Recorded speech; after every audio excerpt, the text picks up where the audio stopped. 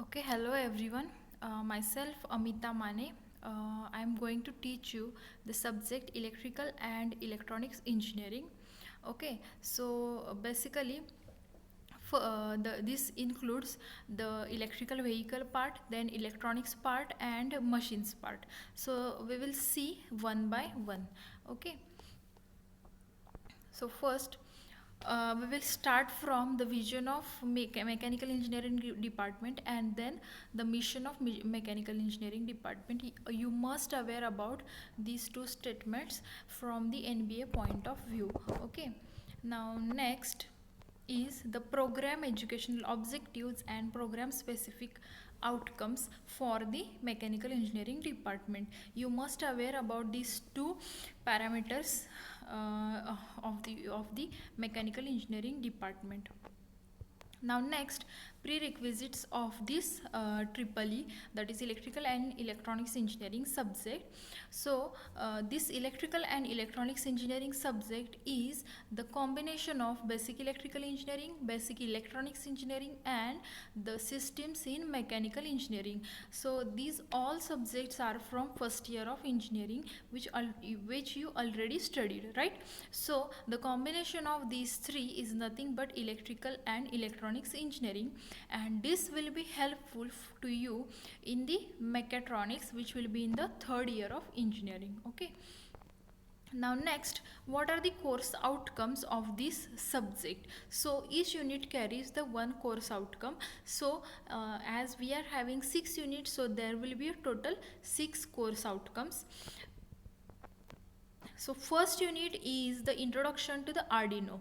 So first I have represented the syllabus of this first unit.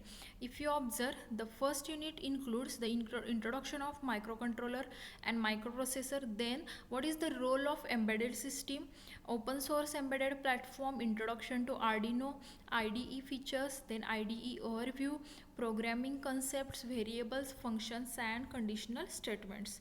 Then concepts of GPIO at Atmega 328P based Arduino board, digital input and output. Okay, so we will see one by one.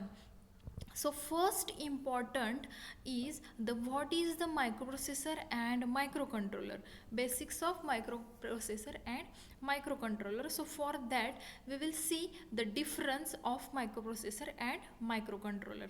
We will start from the block diagram of microprocessor and microcontroller.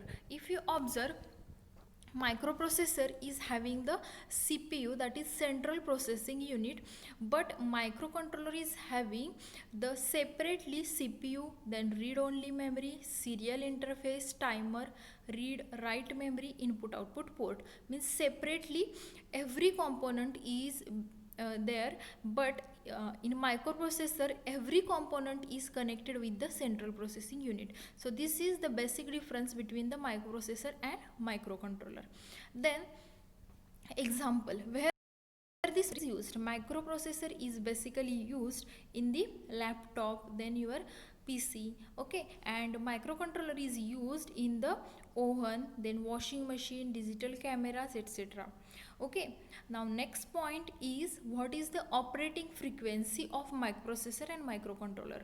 If you observe, the microprocessor is operated at 1 gigahertz, 2 gigahertz, or 4 gigahertz, and microcontroller is operated at 1 to 100 megahertz.